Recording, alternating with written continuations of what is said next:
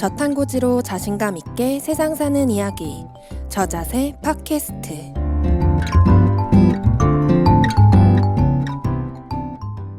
건강한 라이프 스타일을 위해 노력하는 저탄고지인들에게 힘이 되어주는 방송 저자세 팟캐스트입니다. 안녕하세요, 메이입니다. 안녕하세요, 정명일입니다. 네, 지난 시간에 이어서 변원지 원장님 같이 모시고 함께 하겠습니다. 안녕하세요, 변현주입니다. 목소리가 너무 좋으세요. 저희 원래 다 목소리 좋은 분들만 게스트로 오시는 건지 되게 따뜻하세요. 이렇게 포근하시고 어머니의 목소리 느낌. 맞아요, 네. 맞아요. 매우 감사합니다. 네.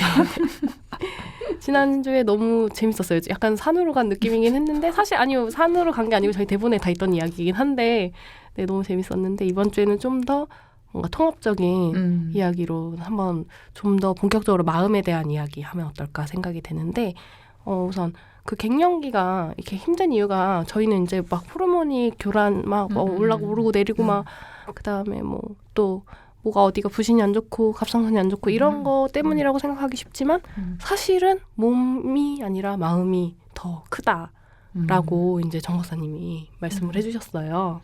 정말 마음이 그렇게 그 갱년기라는 시기를 지나갈 때 많은 영향이 있는지, 그것도 있다면 왠지 설명 좀 해주실 수 있을까요? 제가 말씀드려도 될까요? 네, 그럼요. 네. 그 마음이 호르몬에 끼치는 영향이라고 말씀을 하셔서 제가 네. 좀 생각이 떠올랐는데요. 네네. 그 마음하고 호르몬하고는 뗄래야 뗄 수 없는 관계로 되어 있거든요. 네. 호르몬을 조절해주는 축이 있어요, 몸에. 네. 근데 그 축의 제일 위에가 시상하부라는 곳이거든요. 네. 근데 시상하부라고 하는 곳은 거기에 센터가 있는 게 아니고 그거보다 더 위에 상위에 또 조절해주는 센터들이 있거든요. 그게 보통 우리가 그 인지 기능을 관장하는 전두엽이라고는 들어보셨을 거예요. 아마 많이 네. 들어보셨죠, 그죠? 전두엽이라는 곳도 관계되고 변연계라고 또 감정이나 뭐 기억 이런 거랑 관계되는 또 그런 뇌 부위도 아마 들어보셨을 거예요. 변연계. 네. 그래서 전두엽을 사람의 뇌라고 그러고 변연계를 파충류의 뇌 뭐 약간 이런 식으로. 변연계가 아니라 그거는 편도체죠. 포유류의 뇌. 포유류의 예, 뇌. 그러니까 진짜 아는 게 많으시네요. 그 전두엽은 그 네오코텍스라고 그래서 가장 그 인류의 진화 그 발달상에서 가장 최근에 더 개발이 되어 있는 새로 장착한 네. 새로 장착한 고기능의 고기능이지만 거기는 어려운 기능을 수행해야 되기 때문에 시간이 많이 걸려요. 실수는 별로 안 하는데 그 전두엽이 기능을 하기 위해서는 그 밑에 있는 부분에 비해서는 시간이 더 많이 걸리거든요. 네.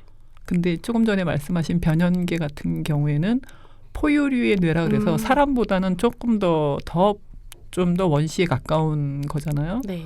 그러면은 그 변연계라고 하는 곳이 보통 편도체라고 아마 또 들어보셨을 거예요. 편도체. 네. 편도체라고 하는 거는 뭐 불안, 그 외상후 증후군 이런 거 할 때 주로 편도체하고 연관해서 얘기 많이 하거든요.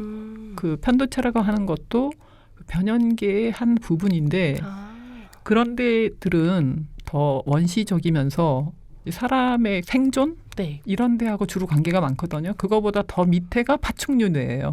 그거는 이제 뇌간이라 그래가지고 뇌하고 척추 사이에 중간에 있는 부분인데 거기에 생명 중추들이 많이 위치해 있어요. 뇌간에. 네. 그러면은 그 전두엽으로 대표되는 네. 대뇌 피질 네. 이제 그게 있고 그 밑에가 변연계라고 그래서 포유류의 뇌.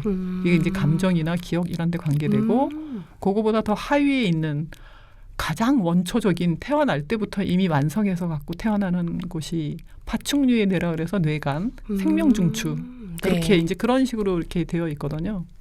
근데 변연계라고 하는 곳은 전두엽에 비해서 더 원시적이면서 반응이 훨씬 빨라요. 네. 반응이 훨씬 빠르기 때문에 우리가 미처 전두엽에서 인지하기 전에 자동으로 저장돼 있는 반응을 일으켜요. 위험에 처하면 우리가 생각하기 전에 이미 뜨거운 주전자에 손이 닿기 전에 벌써 피하잖아요. 네. 거의 반사적으로. 네. 내가 생각하기 전에 몸이 먼저 반응해서 위험해서 딱 피하잖아요. 네. 그거는 위에까지 올라가지 않아도 순식간에 일어나는데 대뇌가 일을 하려 그러면 더 많은 그 과정을 거쳐야 돼요. 시간이 더 많이 걸리고. 이 전두엽이 됐든 다른 뇌의 모든에서 이제 외부 정보를 인지하면 그게 시상합으로 다 지금 이제 들어가게 그 되죠. 말씀 네. 그 마음하고 네. 호르몬하고의 관계 연결고리 네. 이제 거기에 대한 이제 얘기를 드리려고 하면은 네. 전두엽에서 이렇게 판단을 하는 거잖아요. 상황 판단. 네.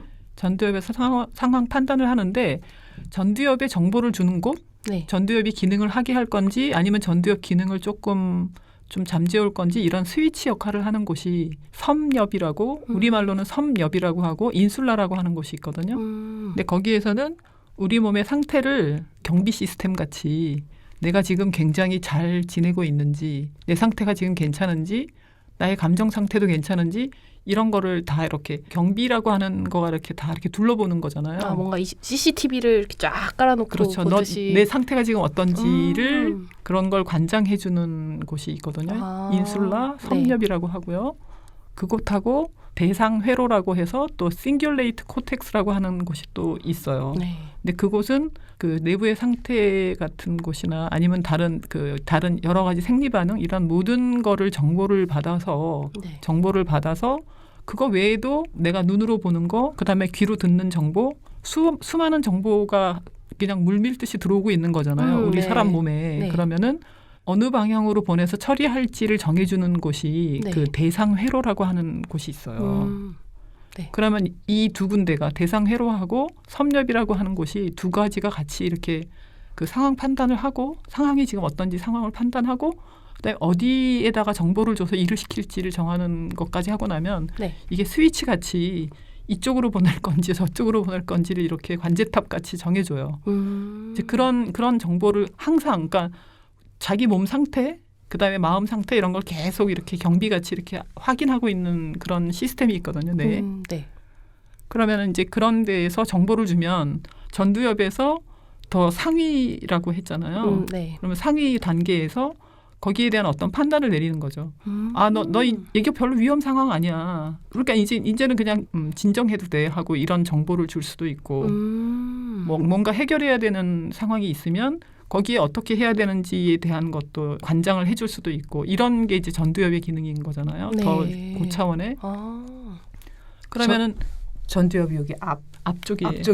그렇죠. 눈 이 위쪽 편으로 해서 여기 이마 뭐 이런 이마. 쪽 편에 오케이. 해당하는 그 안쪽에 있는 근데 이제 전두엽이나 이렇게 마음이라고 하는 거가 감정하고도 굉장히 관계가 많고 내 몸이 편안해야지 마음도 편안해지잖아요. 그렇죠. 네. 그쵸. 어디가 다쳐서 아픈데 팔이 부러졌는데 마음이 편하진 않잖아요. 그리고 네. 막 되게 이렇게 하기 싫은 걸 하고 있는데 네. 몸이 편안하지도 않잖아요. 맞아요. 그죠? 네. 그리고 저 사람만 있으면 난 너무 막 힘들어. 저 사람 나한테 굉장히 힘든 걸 많이 요구하는 사람이야. 그렇게 하고 있으면 또 어때요? 네, 그것도 너무 힘들죠. 마음이 안 편해지고. 마음이 안 편하고 네. 그러잖아요. 그러면 그럴 때마다 그런 걸 감정으로 느끼고 그런 거 느낀 거가 또 전두엽에도 정보가 다 가거든요. 그럼 역으로 이제 그런 정보들이 안에서 중추신경계 안에서 그런 게 막 정보가 처리가 되는데 그런 것들하고 그 시상하부라고 하는 호르몬을 관장하는 거에 제일 우두머리잖아요. 네. 윗대가리. 그 시상하부 사이에 그런 정보가 계속 같이 공유가 되거든요. 네. 같이 이렇게 교통하고 있고 그러면 거기에도 시상하부에도 그런 나의 감정 상태 내가 느끼는 거 이런 게 다 영향을 미쳐서 그 다음부터 그쪽이 만약에 이제 스트레스가 높은 상황이면 스트레스 호르몬이 높아지는 상황으로 이렇게 내려가는 거예요. 그 축이 이렇게 활성화되는 거예요. 그래서 마음하고 호르몬하고는 연관이 그렇게 있어요. 그리고 네. 호르몬뿐이 아니잖아요. 불편한 상황에서 밥 먹으면 소화도 안 되시죠. 네, 맞아요. 그리고 시험 봐. 그러면 아침에 배가 아파. 맞아요. 네. 다 그렇잖아요. 네. 과민성 대장 증상은 더 심해지죠. 네. 그렇잖아요. 그만큼 마음하고 몸하고 또 뭐 호르몬도 사실 몸에서 일어나는 변화니까 그게 다 그렇게 그 연관이 되어 있어요. 이렇게 같이 돌아가요. 같이. 네, 지금 저희가 마음이 이런 갱년기 치료와 관련이 있다는 이야기를 드리고 싶어서 지금 되게 어려운 얘기 많이 나왔어요. 막 전두엽 최편도 처음 들어보는 막 변연계 인슐라 막 인슐린이 뭔지는 알겠는데 인슐라는 또 뭐야 막 약간 이러실 것 같은데 우선은 저희가 사실 알게 모르게 이 뇌의 지배를 받고 있는 몸이잖아요. 저희는 잘 의식하지 못하지만 근데 내 마음이 어떻게 먹어지느냐에 따라서 내 뇌가 어떻게 어디에 어떻게 얼마나 쓸지를 정해진다? 약간 이런 개념으로 이해하시면 어떨까 싶어요. 그러니까 막 머릿속에 생각이 많고 복잡하고 이러면은 내가 내 몸을 조절하는데 내 힘을 다 못 쓰고 그냥 그 나쁜 생각과 복잡한 생각, 어려운 생각에 막 전두엽을 다 써버리면은 이제 정말 중요한 내 몸을 올바르게 유지하는 데에는 뭔가 머리를 다 쓰지 못하고 에너지를 다 못 쓰는 상태라는 이런 식으로 이해를 하면 어떨까 하는 생각이 들거든요. 저는 아까 그러니까 웃는 것만 표정을 줘도 뇌는 그거를 행복한 거로 인지를 하고 네. 그러면 그 전두엽에서 그렇게 인지를 하면 근데 똑같은 상황이 있어요. 근데 그거를 슬픈 거로 받아들이면 그거를 인지하면 전두엽에서 시상하부는 그거를 스트레스로 슬픈 거를 받아들이고 그거에 상응하는 슬픈 호르몬, 스트레스 호르몬을 분비를 할 것 같고요. 네. 그 상황을 그냥 아무렇지도 않은 또는 반대로 감사와 즐거움의 대상으로 받아들이면 그거에 상응하는 뭐 엔돌핀이나 뭐 이런 것들을 분비하지 않을까. 그러니까 내가 저거를 어떤 정보로 인지하느냐가 결국은 호르몬에 영향을 미치고 건강에도 몸의 상태, 건강, 에너지 상태 이런 거가 결과적으로 나타나지 않을까. 결국은 정보 처리 과정을 내가 어떻게 할 거냐. 네. 라는 것 같아요. 그러니까 좀 일면 조금은 맞나요? 상황을 어떻게 받아들이느냐? 네.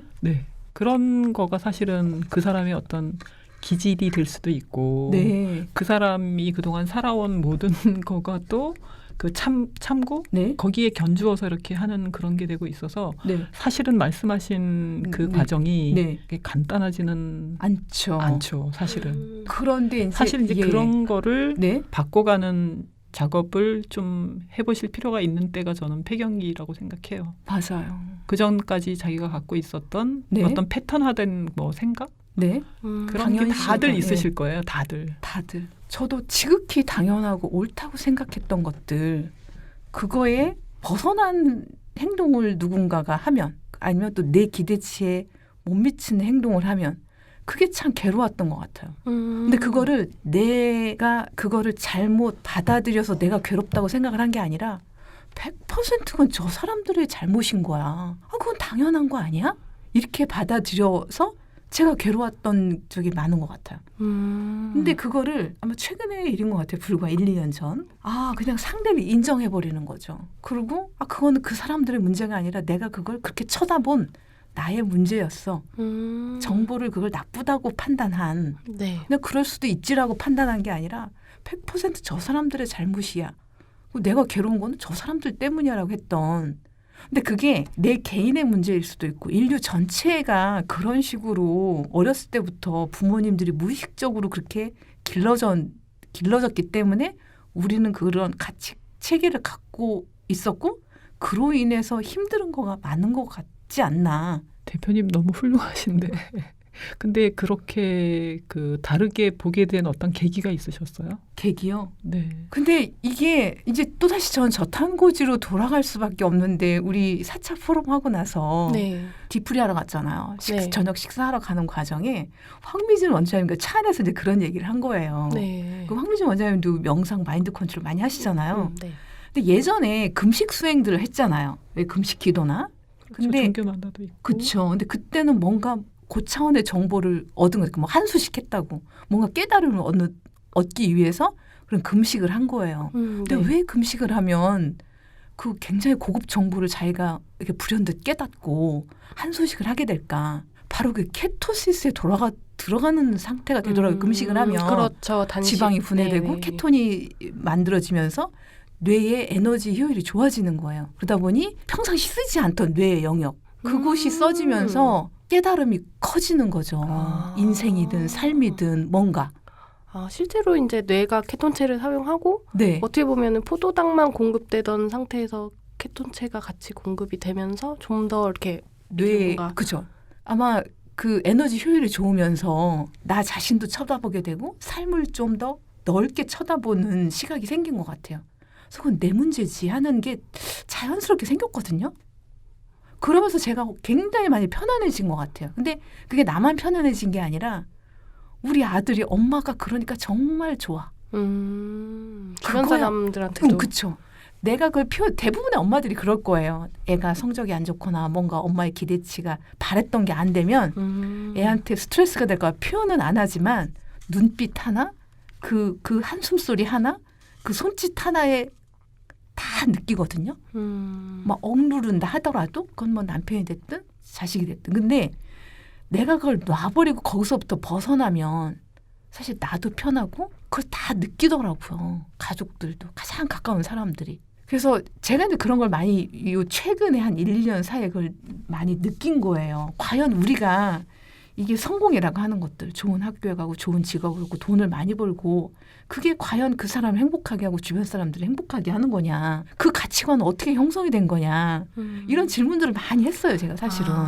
네. 근데 그거는 그래서 내가 만약에 저 먼 어디 다른 별, 이 지구와 같은 별이 있어서 어떤 생명체가 있는데 그 사람들이 볼 때 과연 그 사람들도 이런 똑같은 생각을 할까. 나를 쳐다보고 쟤는 공부를 못하니까 바보야. 이제 갱년기 여성 엄마들이 흔히 이제 이 자녀 입시 스트레스가 엄청 날 거예요. 수능 좀 있으면 이제 정시하는데 네. 정말 삶에 막 이거 막 끝 절망감을 느끼고 한 6개월을 두문불출하시고 이런 경우도 상당히 많거든요. 뭔가 입시가 아이의 자녀의 입시가 잘 안 되면 기대치에 안 맞지 않았을 때. 그렇죠. 사실 거의 몇 년을 거기에 계속 이렇게 뒷바라지라고 하면서 네네네. 투자를 그리고 하니까. 그렇죠. 그리고 보통은 애가 성적이 이제 들쑥날쑥하잖아요. 네. 근데 최고점이 걔 실력이라고 생각을 해요. 10번을 봤으면 최고 잘 본 거를 얘 진정한 실력인 거고 그 아래로 내려간 거는 그냥 실수인 거예요. 그날의 컨디션이 안 좋고. 그러니까 거기에 맞춰서 모든 그 기대치가 이제 형성이 되는 거죠. 그럼 이제 대부분은 수능 때는 긴장도 많이 되고 그거에 잘 안 나오거든요. 그렇죠. 맞아요. 네. 그래서 이제 거기서 상실감, 좌절감 그런 게 엄청난 스트레스로 작용을 하는 거죠. 근데 과연 그게 그 가치체계는 어떻게 형성이 된 건가? 과연 그렇게 했을 때 내 자식이 행복할 건가? 나는 또한 행복할 건가? 아니라는 답을 좀 얻은 것 같아요. 이런 엄청난 통찰의 기기가 저탄고지라니. 그렇죠. 네. 근데 이제 저탄고지 하면 자연스럽게 굶지 않고 케토시스에 들어가고 네. 내가 활성화가 되고 근데 저탄고지 하면서 많은 분들이 명상하고 삶에 많이 좀 큰 질문을 던지지 않나요?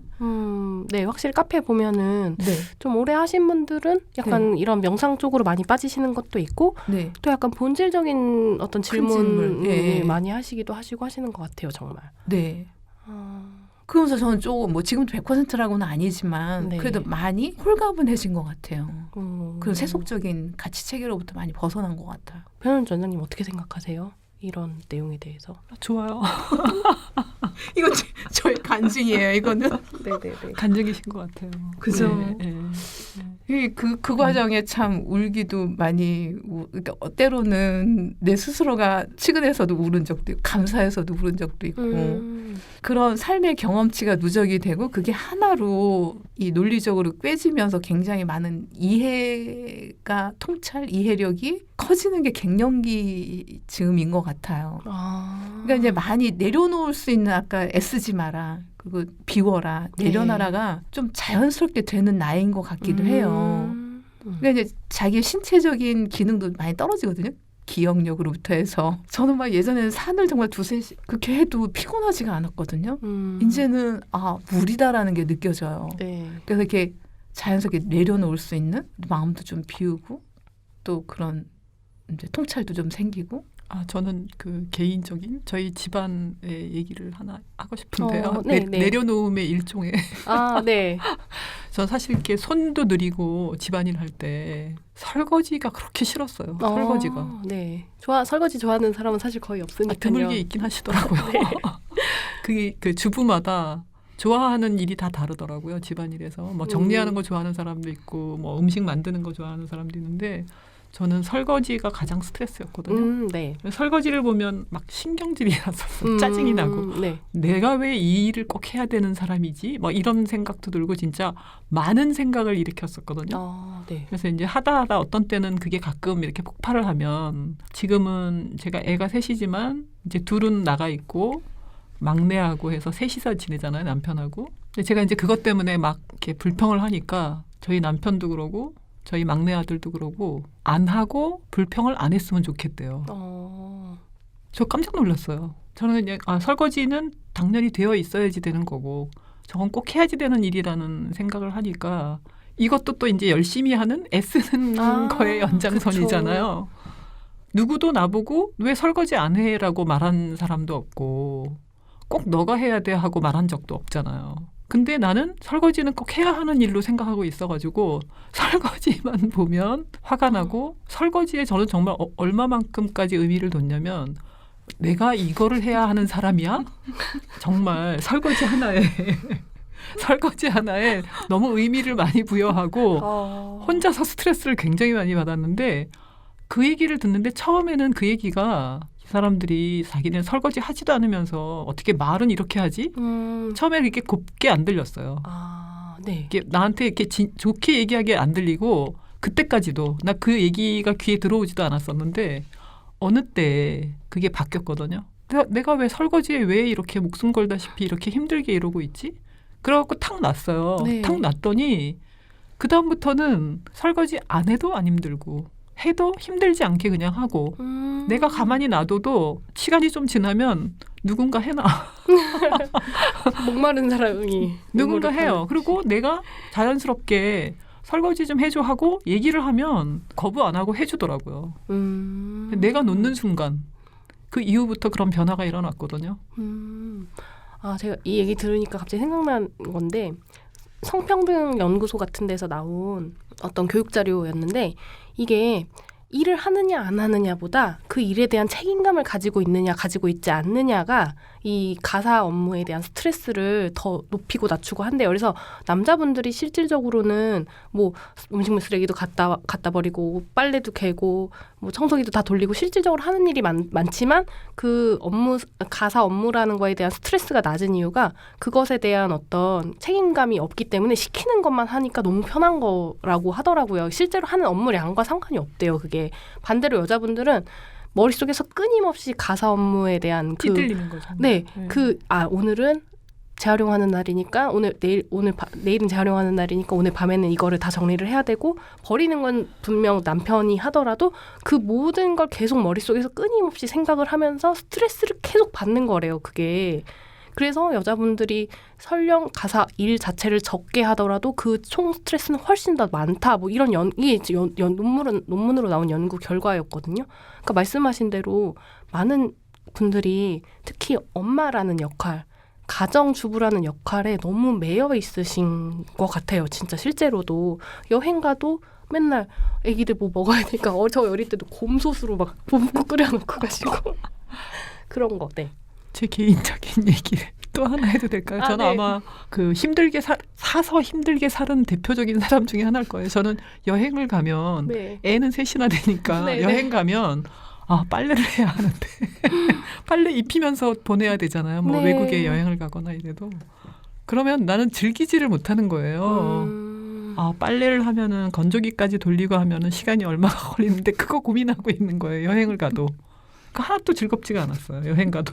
근데 아니 다 그러시지 어머니들 다 그러시잖아요. 다 그렇죠. 맞아. 그걸 좀 내려놓으실 줄 아셔야 되는 것 같아요. 정말 그거부터가 시작 아닐까.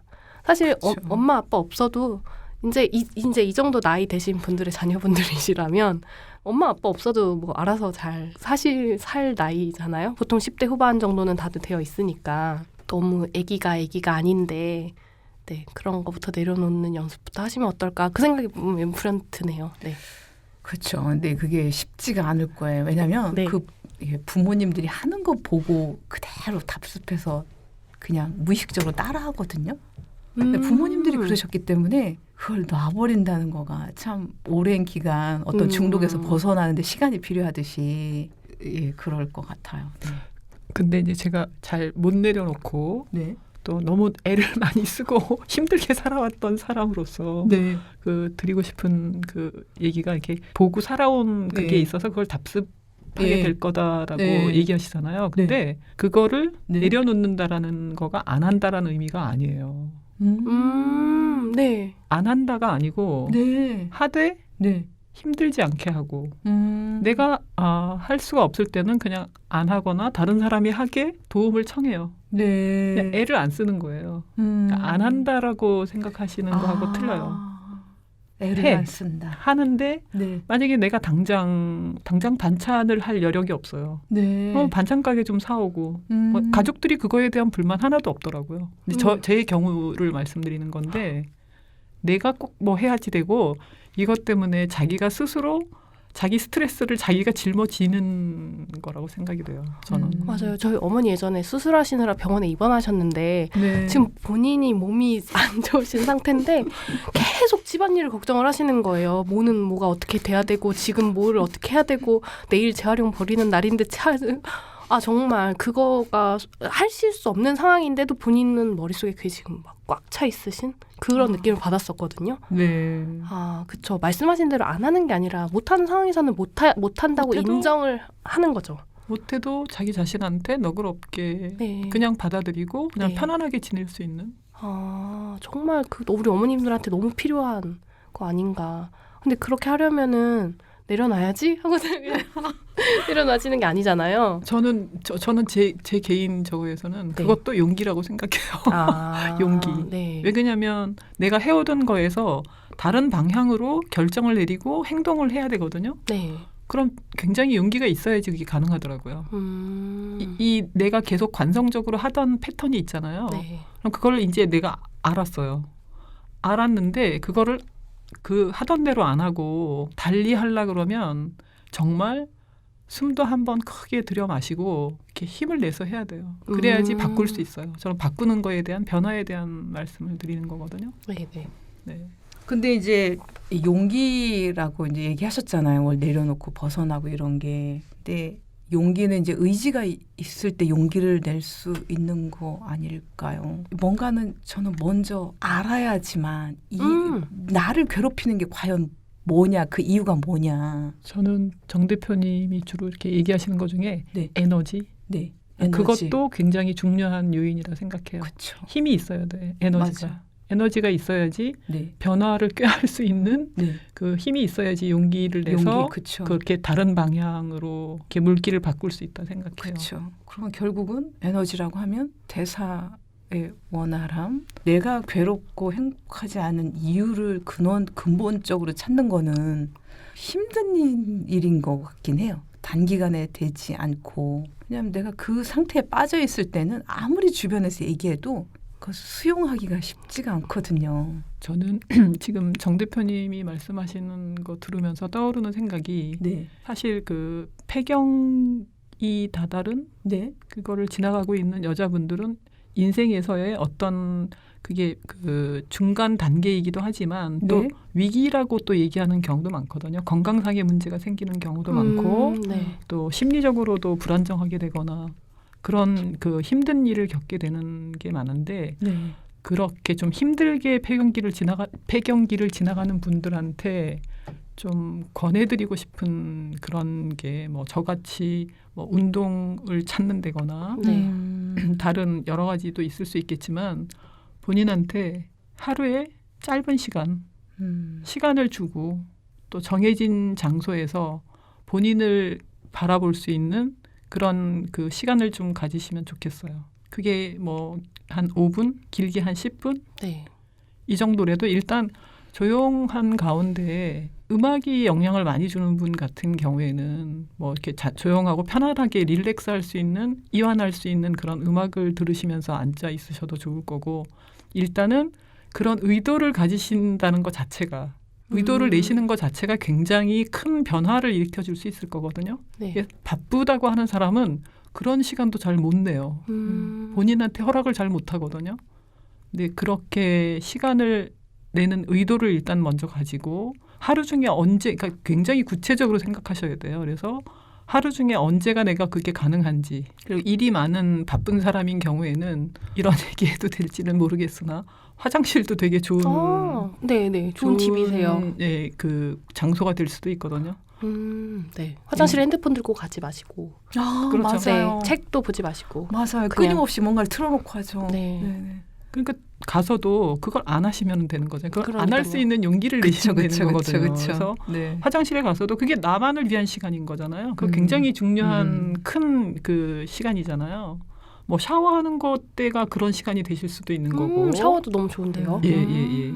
그런 시간에 그냥 그 씻거나 뭐 이런 거에만 이렇게 신경 쓰시지 말고 이렇게 본인을 한번 이렇게 돌아보는 그런 시간을 내시고 그 다음에 만약에 가능하시면 일정하게 호흡하는 그거를 스스로 한번 해보시는 거예요. 근데 호흡은 조금 연습하시면은 더 도움이 되실 수 있거든요. 네.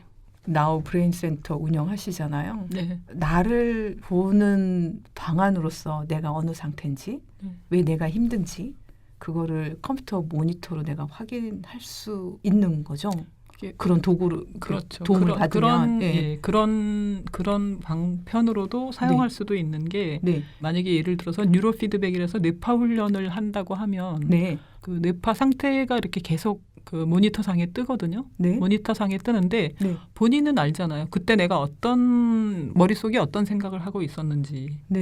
내가 집중이 과연 잘 됐었는지, 아니면 내가 집중이 굉장히 안 되고 자꾸 딴 생각이 많았었는지, 아니면 그거 하고 나서 결과를 보면 나도 몰랐는데 우와 난 이때 굉장히 긴장을 많이 했었구나 이런 것들이 다 데이터상에 계속 뜨거든요. 네. 그럼 그게 그 회기를 거듭함에 따라서 자기 자신의 패턴을 인식할 수가 있어요. 나는 그러니까 내가 그냥 이렇게 평상시에 알던 바들도 있으시겠지만 나는 어떤 성향의 사람이었구나. 이런 걸 알게 되면서 알면 사실은 변화할 수 있는 거잖아요.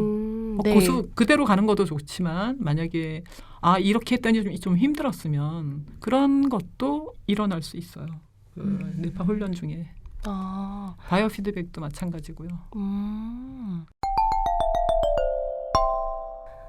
좀 전에 말씀하신 그 뇌파 관련해서 이제 아까 처음에 저희가 얘기했던 거 그럼 마음가짐이 호르몬에도 영향을 끼치나요? 이게 갱년기에도 영향이 있나요? 라는 질문에 대한 어떤 답변이 될 수 있는 것 같아요. 그러니까 그 내가 마음을 어떻게 먹고 또 그것이 뇌에 어떤 영향을 주느냐, 그다음에 그 뇌가 내 호르몬을 어떻게 건드려 주느냐에 따라서 이제 저희 몸이 어떻게든 최대한 쾌적한 상태로 삶을 유지할 수 있거나 아니면 정말 막 바닥에서 허부적대면서 삶을 유지하거나 이런 것들이 다 그러니까 어떻게 보면 모든 게 마음먹기에 달려있다라는 말이 맞아요. 틀린 말이 아닌 것 같기도 해요. 맞아요. 근데 이제 막상 갱년기 때문에 너무 힘들어하시는 분들한테는 아까 처음에 말씀하셨듯이 이런 거 얘기해도 뭐라는 거야. 차라리 그냥 약을 먹으라고 해. 라고 들릴 수도 있을 것 같거든요. 그런 분들이 뭔가 그러면 지금 바로 실천할 수 있는 거, 뭐 물론 샤워할 때 나만의 시간을 갖는 거 이런 것도 좋긴 한데 좀 더 구체적이고 현실적인 것들이 있을까요, 혹시? 뭐 일단 너무 힘들 경우는 병원에 가서 도움을 받으셔야 되고요. 네. 그다음에 그 상태가 아닐 경우에는 고기를 먹어야죠. 힘들게. 네.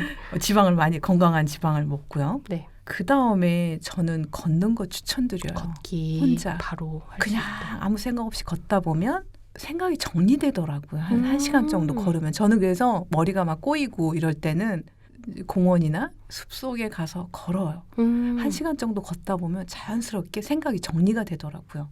내가 뭘 해야 되고 내가 왜 힘들었고 그것만 해도. 그러면서 걸을 때 호흡을 좀 심호흡을 하면서 걸으면 더 도움이 되는 것 같아요.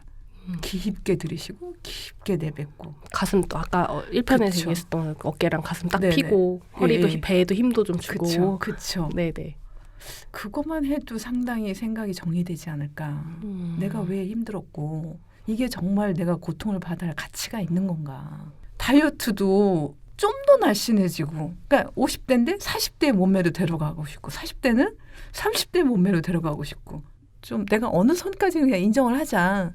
그래 보면 참 편할 것 같긴 해요. 근데 저희 주변에서도 보면 그런 좀 당당함, 네. 자신감, 맞아요. 그 나이대의 아름다움. 네네네. 그런 아름다움이 쉽게 살 수 없는 아름다움이라고 생각이 되거든요. 그래서 사실 폐경이라고 하는 것 자체가 여성으로서 이렇게 생산해내야 되는 이세를 생산해야 되는 그런 과정. 그런 게 이제 끝났다라고 하는 시기인 거잖아요. 폐경이란 것 자체가. 그다음에 그 다음에 지금은 우리나라의 그 평균 연령 자체가 여자들 같은 경우에는 거의 83, 4세 그 정도 되거든요. 그럼 폐경 이후에도 30년 이상씩은 평균적으로 살아야 돼요. 그러면 이제 그 이후에 본인한테 더 집중할 수 있고 더 원숙하고 그리고 가정의 규모도 더 커지잖아요. 뭐 자녀분들이 출가도 할 수도 있고 뭐 손주가 생기기도 하고 그러면 사실은 더 이렇게 범위가 넓어지는 그전에는 아이들의 뭐 교육이나 이런 데 주로 많이 이렇게 그 집중했다가 이제는 더 이렇게 넓혀질 수 있는 본인한테도 관심을 더 많이 가질 수 있고 더 이렇게 넓은 근데 저는 제가 제 주변에 아니면 저보다 좀 더 나이 많은 분들 다 보면 저는 사실 한국의 어머니들 폐경 이후의 여성들 네. 다 되게 멋진 것 같아요. 맞아요. 다들 되게 멋지신 것 같아서 이렇게 운동하시는 분도 굉장히 많고 스스로 본인의 어떤 뭐 취미생활 이런 거 하시는 분들도 굉장히 많고 저는 한국 사람들이 진짜 세계 어디에서도 그 유례 없는 엄청 열심인데다가 다 굉장히 멋진 민족 같아요. 저는 나이든 여성으로서만이 가질 수 있는 아름다움 그런 게 굉장히 중요한 것 같아서 사실 건강하기 위해서 노력을 하잖아요. 이렇게 좋게 그 영양도 좋게 섭취하시고 또 자기를 위해서 이렇게 운동도 하고 그다음에 뭐 마음도 잘 챙기시고 이러면 그동안 해놓은 게 굉장히 많은 거잖아요. 그 50이 넘어서의 그 인생 동안 해놓은 게 굉장히 많고 하기 때문에 그런 거를 자꾸 이렇게 계산을 해보는 거죠. 내가 지금까지 살아오면서 얼마나 많은 일을 하면서 살아왔는지 그리고 본인한테 거기에 대해서 충분하게 보상 마음으로 아 정말 열심히 살아왔구나. 전 그런 게 굉장히 필요하다고 봐요. 맞아요. 뭐가 부족하다라거나 이런 거에 그런 생각에 빠져 있으면은 우울한 거밖에는 없잖아요. 뭐 근데 이제 나의 그 대차 대조표 네. 그때쯤 한번 이렇게 결산해보는 중간 결산 같이 그렇게 해보시면 다들 그러실 거예요. 다들 그러게요. 열심히 살아왔으니까. 엄청 훌륭한 삶을 살아오신 건데 그렇죠. 부족한 맛만 쳐다보니까 그렇죠. 그 99%의 성공적인 면은 안 보시고 그런 것 같네요, 사실. 아 정말 들으면 들을수록 너무 인생의 어떤 큰 고난의 시기인 것 같기는 한데 원래 또 모든 고난과 시련이 사람을 한 단계 성숙시켜주는 또 계기가 될 수 있잖아요. 맞아요. 두 분이 경험하셨듯이. 네. 그래서 정말 힘든 거 맞는데 좀 슬기롭고 현명하게 이 시기를 잘 버텨나가면 나에게는 이제 뭔가 새로운 인생이 온다. 약간 이런 느낌으로 좀 희망차게 보내시면 어떨까. 네, 그런 생각이 드네요. 실제로 저희 부모님 같은 경우에는 이제 딱 그 힘든 시기 지나고 나시고 나서부터는 또 너무 즐겁고 또 제2의 인생을 살고 계시거든요. 그러니까 아까 걷기 말씀하셨잖아요. 이렇게 그때 하기 좋은 운동으로.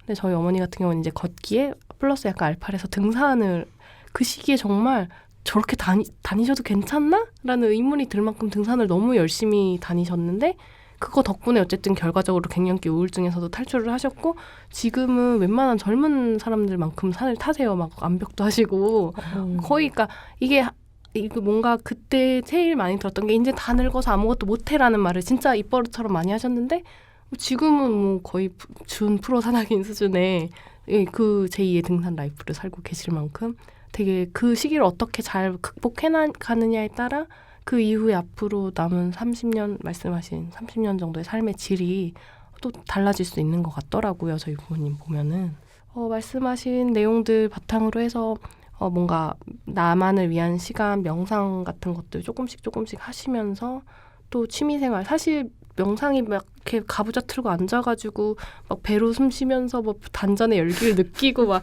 이러면 너무 어려운데 뭔가 내가 좋아하는 일에 집중해서 하는 것도 사실 어떻게 보면 가장 좋은 명상법 중에 하나잖아요. 그게 요리가 될 수도 있고 평소에 좋아서 하시던 취미생활 같은 것들 좀 더 몰입해서 하시면은 그것만으로도 명상이 되는 거니까 또 그런 것들이 도움이 많이 되시지 않을까 이런 생각이 듭니다. 갱년기 내가 그걸 무난히 살아와가지고 지금 이렇게 이 순간에 있는 것도 사실은 기적이고 감사함인 것 같아요. 그 바이오 피드백이나 뉴로 피드백을 할 때 굉장히 좋은 바람직한 상태로 갈 수 있게 주는 팁 중에 하나가 감사함이에요. 가장 그래서 사람마다 그래서 저는 그 하기 전에 감사할 수 있는 리스트, 행복했던 추억 네. 그런 걸 리스트를 좀 만들어 보라고 하거든요. 아. 그게 우리가 이렇게 살아가면서 힘들 때 꺼내 쓸 수 있는 그 저축이잖아요. 저축. 네. 비교의식에서만 벗어나면 우리는 행복해요. 네. 타인과의 비교의식에서만 벗어나면. 저 비슷한 거를 혼자 했던 것 같아요. 저 이제 사진, 요즘 핸드폰에 사진이 워낙 많이 쌓여 있으니까 좀 기분 안 좋고 이러면은 과거에 행복했던 사진들을 이렇게 보면서 기분이 좋아지는 걸 느끼거든요. 그 느낌이 아니라 진짜 제가 그게 컨디션이 좋아지는 상태였던 건가요, 그러면? 그렇죠. 기분이 좋아졌잖아요. 그러니까 몸으로 느낀 거잖아요. 의도해서 그걸 했는데 그거의 그 반응도 본인이 다 경험한 거잖아요. 호르몬이 바뀌었겠네요. 어머, 그런가 봐요. 그래서 그쵸. 이렇게 감사했을 때가 그 아까 좋은 저희가 호르몬. DHEA를 얘기했나요? 아니요, 저희 못했어요. DHEA가 이렇게 확 물밀듯이 나온다고 그래요. 와우. 그래서 사실 감사를 많이 하라고 하죠. 와, 저절로 저는 이 병원 가서 DHA 주사 맞으면 얼마 드나요? 저는 공짜로 돈 번 거예요. 그렇죠. 정말요? 감사함을 느끼는 것만으로도.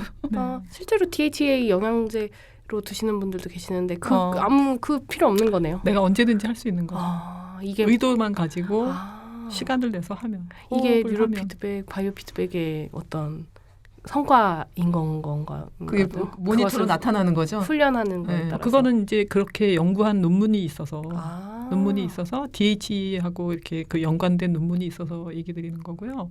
이렇게 보통 만약에 뭐 명상이나 이런 거 안 하시는 분, 호흡법에 대해서 이렇게 많이 공부 안 해보셨던 분들한테 가장 좀 쉽게 하실 수 있는 방법을 얘기 드리면 일단 바닥에 누우세요. 네. 바닥에 누우시고 이거는 복식 호흡을 연습하는 거거든요. 그리고 배에다가는 약간 무게가 나가는 책을 올려놓으세요. 네. 이 복식 호흡을 그 바이오 피드백에서 할 때는 몸에 산소를 제일 많이 보내주기 위해서 하는 거거든요. 그래서 복식 호흡을 하는데 가슴을 움직이지 않고 배로만 숨을 쉬는 거를 연습을 하는 건데 책을 올려놓잖아요. 그러면 그걸 느끼기가 쉬운 거예요. 그쵸, 내가 정말 배로 숨을 쉬고 있는지. 그렇게 해서 배로 숨 쉬는 거가 좀 연습이 되시잖아요. 이게 연습하지 않으면 처음에는 자연스럽게 잘 안 돼요. 그런 호흡하고 있지 않아서 현대인은 대부분 가슴으로 숨을 쉬잖아요. 네. 처음에는 막 무리하게 힘들게 하지 마세요. 그럼 그게 과호흡이 될 수도 있어요. 네네. 그래서 부작용이 날 수도 있으니까 좀 편안하게 얕게라도 하여튼 배로 숨을 쉬는 거를 느끼시는 거를 해보시고 그 다음에는 언제든지 할 수 있는 거 이렇게 의자에 앉았다거나 이제 이럴 때 해보실 수 있잖아요. 그때는 양손을 한 손은 가슴에 올리시고 한 손은 배에다 올려보세요. 네. 그러면은 느낄 수 있잖아요. 그래서 숨을 들여 마시고 또 숨을 하고 내쉴 때 가슴에 올린 손으로 가슴이 안 움직이는 걸 인식하시고 그러면은 이게 그 손이 센서 역할을 하는 거죠. 그래서 숨을 들여 마실 때는 배가 불룩하고 배꼽이 있는 데가 나오게 그리고 쭉 내쉴 때는 배꼽이 있는 데를 안쪽으로 쭉 잡아당겨서 균일하게 조금씩 나눠서 숨을 내쉬는 거예요. 그래서 이렇게 양손을 이렇게 대고 연습을 하시면 정말 배로 숨을 쉬고 있는지 이거를 조금 더 확인이 가능하실 거예요. 연습이 되실 거예요. 그래서 이렇게 복식 호흡 하는 것도 이것도 연습을 해보시고 그 다음에는 호흡 횟수를 약간 줄이셔가지고 1분에 6번 1분에 6번 정도 그런 식으로 연습을 해보세요. 혼자.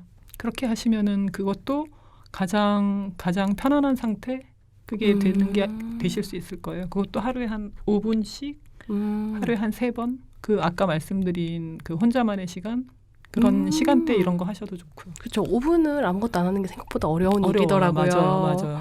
네, 영상을 하다가도 맨날 계속 잡생각나고 30초를 못 버티는 느낌인데 이런 거에 집중하는 것도 나름 또 좋은 방법이 되겠네요.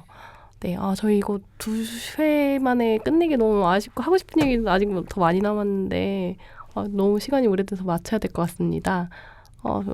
어떠셨을지 모르겠어요. 막 갱년기 막 그러면 이제 나는 달맞이꽃 정자를 먹나 막 이런 거 생각하셨을 수도 있는데 그런 거보다 좀 더 상위 차원의 이야기라고 할 수 있었던 것 같아요. 마인드 이야기 위주로 한번 나눠봤는데요. 도움 많이 되셨길 바라고요. 아무쪼록 많은 분들이 이 갱년기라는 힘든 시기를 잘 건강하게 나시고 또 그 뒤에 더 행복하고 건강한 삶 사셨으면 바라는 마음으로 이번 화 준비해봤습니다.